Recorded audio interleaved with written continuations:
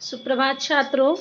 आइए आज हम एक बार अपने ऑनलाइन क्लास से जुड़ते हैं और एक सूचना आप लोगों को दे दें कि जो हमारा सप्तम पाठ है दशम वर्ग का, जिसमें नीति पद्धति जो दिया था, उस पाठ को हम पूर्ण प्रश्नोत्तर नहीं कराए हैं।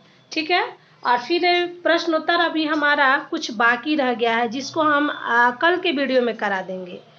आज हम इस पैराग्राफ को पढ़ाएंगे जिस पाठ का नाम है करमवीर कथा। अष्टम पाठ है हमारा और करमवीर कथा ये कहानी है, इसलिए सोचे कि आज थोड़ा कहानी आप लोग को सुना दें और कल के वीडियो में हम एकदम प्रश्नों का उत्तर क्लियर करा देंगे। तो आइए बढ़ते हैं अपने कहानी की तरफ और देखते हैं कहानी से हमें क्या सीख मिलती है। तो कहानी जो दिया है इसमें कह रहे पाठे अस्मिन् समाजे दलितस्य ग्रामवासिन पुरुषस्य कथा वर्तते। इस पाठ में समाज के दलित ग्रामवासियों के पुरुषों की कथा को बताया गया है।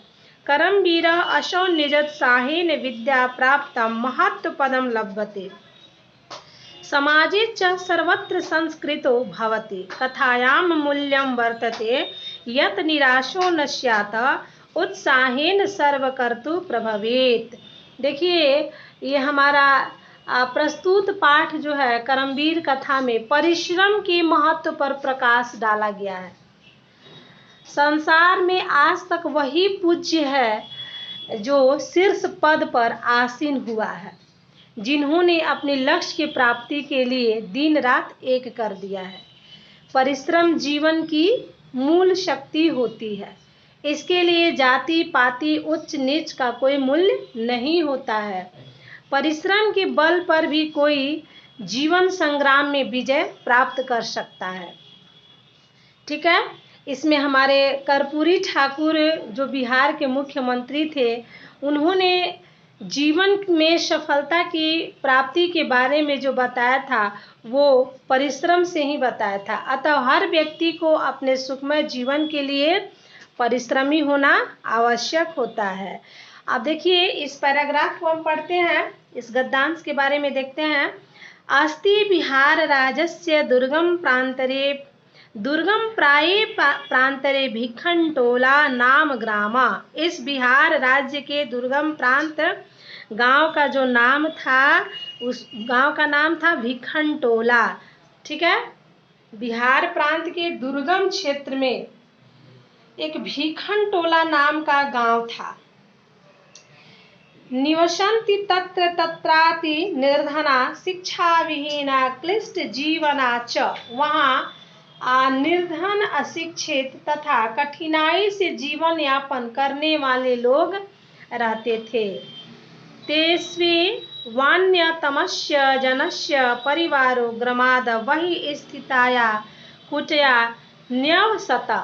उनमें से एक ही दलित निर्धन परिवार के लोग गांव के बाहर कुटिया झोपड़ी में रहते थे। कुटी न जीर्ण प्रायस्त्वात् कुटी तु जीर्ण प्रायत्वात् परिवार जनात् आतप मात्राद रक्षति न वृष्टो। उनकी झोपड़ी जर्जर होने के कारण रहने वालों की मात्र धूप से रक्षा होती थी, वर्षा से नहीं। परिवारे स्वयं गृहस्वामी तस्य भार्या तयोरेक पुत्र कनीयसी दुहिता चितस्यन्। करे कि परिवार में स्वयं गृहस्वामी किसको कहते हैं? जो घर का मालिक होता है। उनकी पत्नी, एक पुत्र तथा छोटी पुत्र थी। यानी परिवार में रहने वाले जो पूरे मेंबर थे, पूरे जो सदस्य थे, वो 5 ही लोग थे। तस्मात् ग्रामात् कोश मात्र दूरम प्राथमिक विद्यालय प्रशासनेन संस्थापित। करे उसी गांव में एक कोस की दूरी पर सरकार द्वारा प्राथमिक विद्यालय की स्थापना की गई। तत्रैको नवीन दृष्टि संपन्न सामाजिक सामरस्य शिक्षक समाजता। उस विद्यालय में एक नवीन विचार वाले सामाजिक समरसता के पक्षधर शिक्षक आए। भिखण्टोला द्रष्टुमागत स कदाचित् खेलरत्नं दलितबालकः विलोक्य तस्यापातमरणीयेन स्वभावेनाभिभूतः। शिक्षकं बालकमेन स्वविद्यालयमानीय स्वयं शिक्षोतुमारभत। बालको अपि तस्य शिक्षणवैशल्याकृष्टः। शिक्षाकर्मजीवनस्य परमा गतिरिति मन्यमानो निरन्तरमध्यवासनेन विद्याधिगमाय निरतो अभवत्। क्रमशः उच्चविद्यालये गतस्तः अस्यैव शिक्षकस्योऽध्यापनेन स्वाध्यासनेन च प्राथम्यं प्राप। छात्राणां मध्याह्नं तप इति भुवो स्वविद्यागुरुपदिष्टो अबालकः। पित्रो अर्थभावे अपि छात्रावृत्त्या कनीयस्य छात्राणां शिक्षालब्धेन धनेन च नगरगते विद्यालये प्रवेशमलभत। देखिए, भिखण्टोला देखने आए उस शिक्षक ने खेल में मग्न एक, यहाँ पे देखिएगा आप लोग, यहाँ से आप लोग का अर्थ हम कराएंगे। भिखण्टोला देखने आए उस शिक्षक ने एक खेल में एक प्रतिभाशाली दलित बालक को देखकर प्रभावित हो गए। शिक्षक ने उस बालक को विद्यालय में लाकर उसे पढ़ाना आरंभ किया। बालक भी उनकी पढ़ाई से प्रसन्न होकर शिक्षा को जीवन का असली धन मानकर परिश्रम पूर्वक अध्ययन करने लगा। इस प्रकार उच्च विद्यालय में जाने का शिक्षक के सहयोग तथा परिश्रम के बल पर परीक्षा में प्रथम स्थान प्राप्त किया। पढ़ाई या शिक्षा की प्राप्ति तपस्या है। छात्र का जीवन तपस्या का जीवन होता है।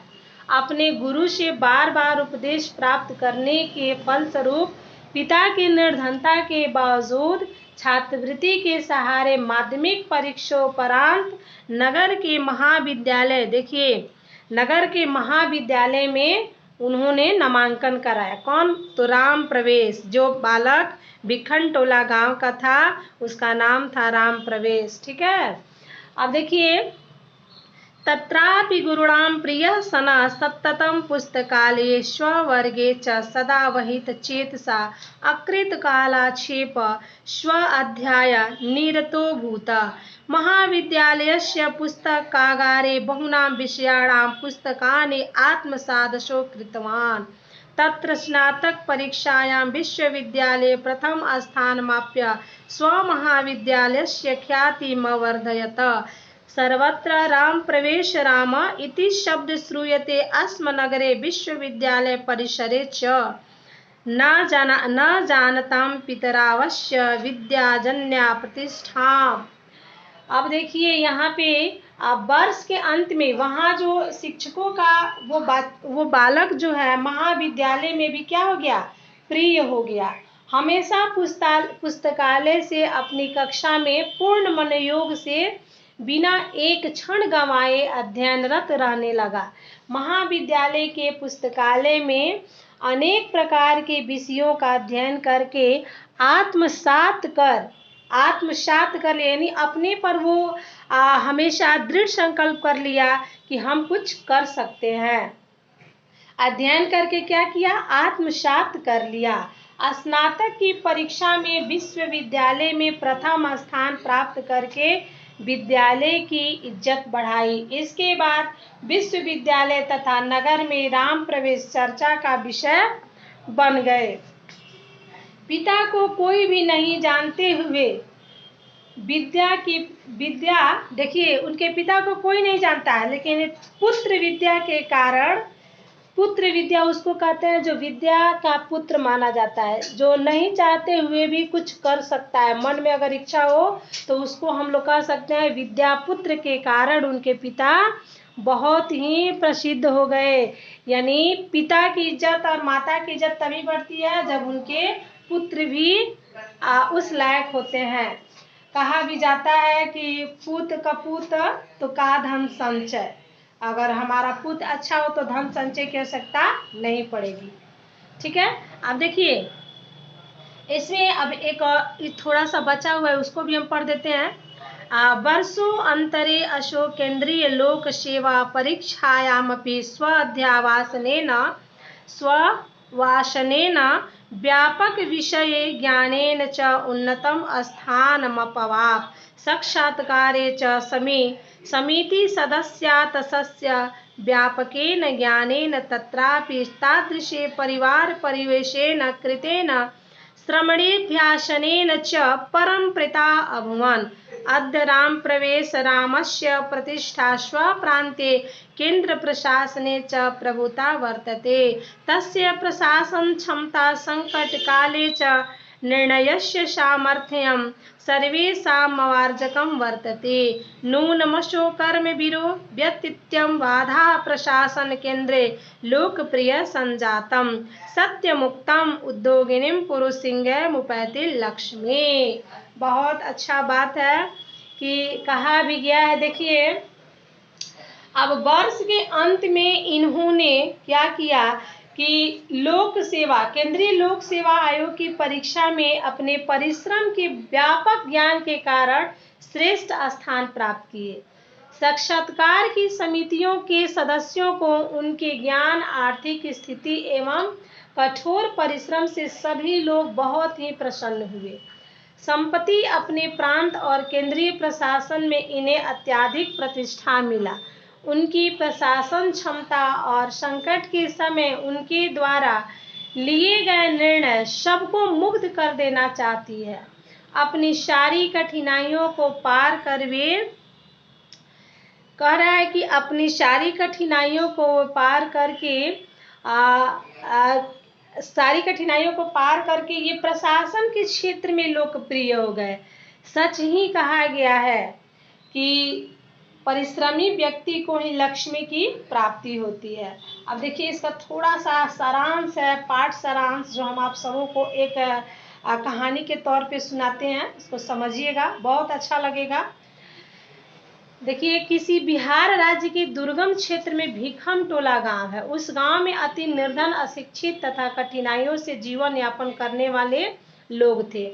उनमें से एक दलित परिवार गांव के बाहर झोपड़ी में रहता था। झोपड़ी जर्जर होने के कारण मात्र धूप से ही रक्षा होती थी, लेकिन बरसात उसको नहीं बर्दाश्त करती थी। उस परिवार में गृह स्वामी, पति, पत्नी, पुत्र तथा 2 पुत्रियां थीं। गांव से करीब 1 कोस की दूरी पर सरकार द्वारा एक प्राथमिक विद्यालय की स्थापना की गई। उस विद्यालय में नवीन दृष्टि वाले सामाजिक समरसता के पक्षधर पर एक शिक्षक आए। वह शिक्षक भीखम टोला गांव को देखने आए, यानी जायजा लेने आए कि गांव कैसा है। वहां खेल में मग्न एक प्रतिभाशाली बालक को देखकर वो प्रभावित हो गए। शिक्षक उस बालक को अपने विद्यालय में लाकर पढ़ाने लगे। बालक भी उनकी पढ़ाई से उत्साहित होकर मन लगाकर पढ़ने लगा। इस प्रकार अपने परिश्रम एवं लगन के फलस्वरूप उच्च माध्यमिक विद्यालय में उन्हें प्रथम स्थान को प्राप्त किए तथा छात्रवृत्ति से महाविद्यालय में भी नाम लिखवाया।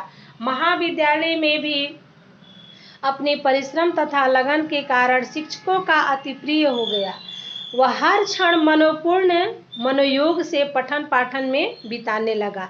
फलतः स्नातक की परीक्षा में प्रथम स्थान प्राप्त कर महाविद्यालय की प्रतिष्ठा बढ़ाई। ऐसी सफलता के कारण सर्वत्र सभी ओर उनकी प्रशंसा होने लगी और वर्ष के अंत में भारतीय लोक सेवा आयोग की परीक्षा में शानदार सफलता लाए।